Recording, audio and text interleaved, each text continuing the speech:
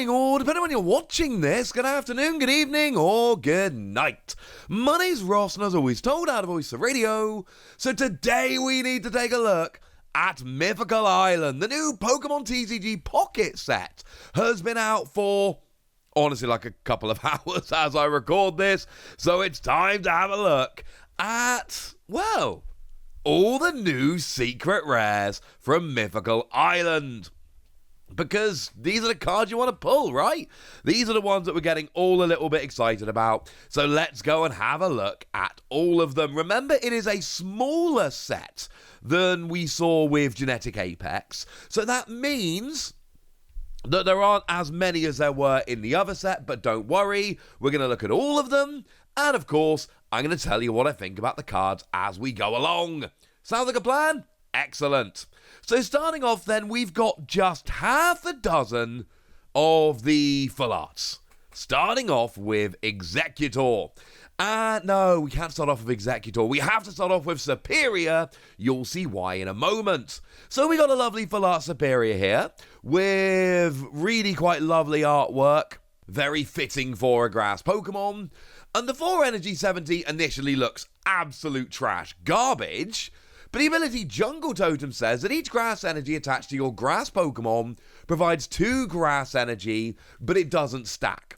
So even if you've got multiple Superior in play, you will only ever actually have each grass energy counting for 2. And we're going to get into this more in future videos, but I am a little bit worried that this set as a whole for grass Pokemon has been designed with Superior in mind, and a lot of the Pokemon don't really work unless you have Superior on the field. Like Stage 2, 4 Energy 70, absolute trash garbage. Stage 2, 2 Energy 70, not too bad.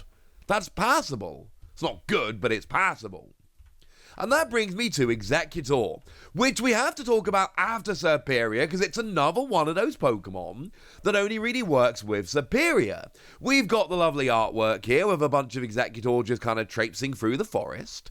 And we've got 4 energy, 80 damage, plus 20 more for each energy attached to your opponent's active Pokemon.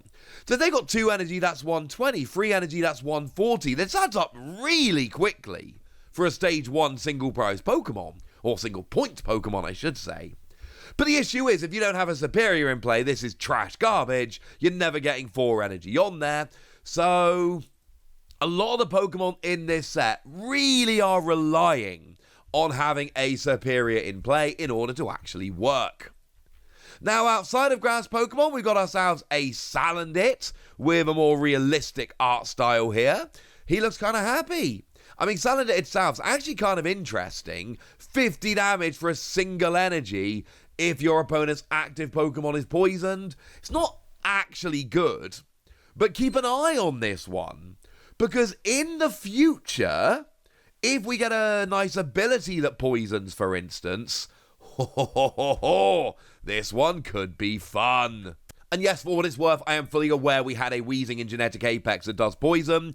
The problem is, it's a Stage 1 and it has to be in the active. So you have to get Weezing into the active, poison them, then get Weezing out of the active to get Salandit into the active to then go and do it. It's too much effort for 50 damage. But I'm saying there might be a point in the future where this becomes way better. I've got my eye on it. We've got ourselves Vaporeon. This is one of the ones that was shown off as, one of the cards before the release. Pulled 3 of these already. The only one I've missed so far is the Executor, but I have pulled 3 of the Vaporeon. And it's got a really nice ability, Wash Out. The attack's garbage. But it's got a really nice ability, Wash Out, that says as often as you like during your turn, you can move a water energy from a bench water Pokemon to your active water Pokemon. Which is honestly really very good, especially when we remember that we've got Misty in Pokemon TCG Pocket that can accelerate a whole bunch of energy. And the theory here essentially is you use Misty as early as you like to get a bunch of extra energy on the board. And if that energy just happens to end up in the wrong place, don't worry your pretty little head about it. Vaporeon will redirect it to where it needs to be, which I think sounds quite nice. We have a Dedenne here, another one that was shown off amongst the pre-release cards, the ones that we were shown in advance. And the Dedenne here looks absolutely lovely. He's just, well, actually a bunch of them. They're all having it's Unishida, I believe. I think they're all just kind of having a little bit of a snack. but also single energy, 10 damage, paralysis on a coin flip. The flip and the lack of damage makes this largely uninteresting to me. I'm sorry. And then the best amongst them is Marshadow. For those that may not follow my main content on here and just come for the pocket content, Okacheke is my favourite artist working in the Pokemon TCG, and this is brand new Okacheke artwork we've never seen on a card before. It is stunning. I showed my 2-year-old son earlier, and he went, Marshmallow! Which is from now on what I will always call Marshadow. 2 energy, 40 damage, but if you had a Pokemon KO by damage from an attack during your opponent's last turn, goes up to 100. Love this one for letting it chill on the bench, and then popping an energy on when I've got a minute, but then I have a Pokemon KO'd, I whack a second energy on, in comes Marshadow, and I smash. Job's a good un, ladies and gentlemen. Job's a good un. Now, in terms of supporter cards here, there are 3 new supporter cards, and they all get themselves a lovely full art. So, Budding Expeditioner, it's only viable with Mew decks, because it literally reads, put your Mew EX in the active spot into your hand. Actually sneaky brilliant here, because if your opponent hits but doesn't KO your Mew, you can pick it up to avoid giving up 2 prizes. It is a phenomenal card, but it only works with Mew. If this works for any Pokemon, it would be one of the very best cards in the set, but it only works for Mew, so it's phenomenal in Mew decks. Very important here. So yeah, it's just a regular full art like we saw in Genetic Apex, but that doesn't make it bad.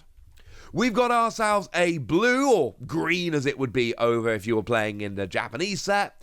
And this is the one that means that during your opponent's next turn, all your Pokemon take 10 less damage. Very nice for basically saying to your opponent, yeah, you know that KO you've got lined up, now it doesn't work, your KO is going to fail.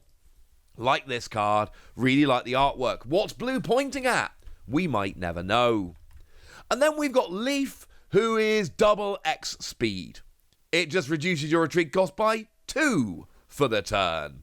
But there's going to be plenty of Pokemon for which X speed is not enough. Leaf is going to come along very handily, and I just like a hat. I would wear that hat. I'm not a bucket hat kind of guy. I'm very much a baseball cap kind of guy. I would wear that hat. Moving on to Pokemon, we've got a bunch of different options. So if we have a look at Gyarados, for instance, we've got regular Gyarados and full art Gyarados. They're the only versions we've got. As a side note, I really like Gyarados. 4 energy, but we've got Misty. Yes, you have to discard a random energy from among all the energy attached to all Pokemon, yours and your opponents, but 140 is just a great amount of damage, and 180 is a phenomenal amount of hit points on a stage 1. So I like it. And we got the full art. It looks like a full art. It's lovely. If we have a look at Pidgeot, for instance, I'm not going in order here, as you'll see in a minute. Then again, we've got the regular and we've got the full art, but that's it. Pidgeot is a really interesting card. 3 energy, 80 damage, plus 20 more for each of your opponent's bench. I kind of like the fact that you can do 140 here, but it is 3 energy on a stage 2, which is asking a lot. But then we get to the other Pokemon, the ones that have a little bit more going on. So if we have a look at Aerodactyl, for instance, we've got your regular Aerodactyl. We've got your full art Aerodactyl. But then we've got your special art, your 2-star rare Aerodactyl. Love the artwork on here. It looks like an old school map. It looks like a fantasy map. But with Aerodactyl on there, and I think this is phenomenal. Did I pull any of these from the 39 packs I opened this morning? Obviously not. Didn't get any of the 2-star rares here. Boo, hiss, etc. That's a lie. I got some of the full arts, but not some of these special art ones. Boo, hiss, etc. Either way, the Aerodactyl is stunning, and I love it. Now, if we have a look at Mew, we have ourselves a regular, we have ourselves a full art, and we have ourselves the best card in the set, putting it down there. When you combine playability and everything else, best card in the set, the Hayaganosuke Mew EX, my second favourite artist in the game. Look at this. Also, for what it's worth, we'll talk more about this in the future, but 3 energy, copy and attack from your opponent's active. Oh, the Mew is good, ladies and gentlemen. The Mew is very, very, very good. But then we also get the Crown Rare. Only one Crown Rare in this set. It is Mew, but Mew has 4 different versions. In addition to the regular, we have the full art, the special art as I like to call it, and the Crown Rare. But then we get to Celebi. Obviously, we've got the regular. Then we've got ourselves the full art. And there is no Crown Rare. And there isn't even a 2-star rare, special rare, phrase it how you will. But there is an immersive card, and like in previous videos, I'm going to not show you the immersive because I want you guys to discover that on your own. This is what people asked me last time. If that's changed, let me know. I'll happily show it in future videos. But the point is, there is one immersive in the set. It is Celebi EX, and I kind of like that. Celebi gets the immersive, but Mew gets the Crown Rare. They are mixing it up a little bit. In terms of the super fancy cards then, we've got 2 Pokemon, that's Mew and Aerodactyl. Then we've got the Crown Rare, which is Mew. And we've got the immersive, which is Celebi. And then all your full arts and all of that. So there we go. There's all your secret rares. I've told you all of this. And now it's over to you guys. What have you already pulled from Mythical Island? What do you want to pull from Mythical Island? Let me know all of this in the comment section. Go nuts! Be nice! And then make sure you like this video, subscribe to this channel, follow me on Twitter at TheWasi. That's where we talk about Pokemon and a whole bunch of other card games. And please do consider checking out patreon.com/PTCGradio, where you can support the channel, get some bonus podcasts and all kinds of fun things. Oh, and get shout-outs on the channel, like the lovely Ray of Light, who's been a supporter of ours for a while now and is a very lovely person. So shout out to them for the support and the loveliness. But by far the most important thing as always, look after yourselves till next time, would ya? Thank you very much for watching. My name's Ross, and you've been watching PTCG Radio.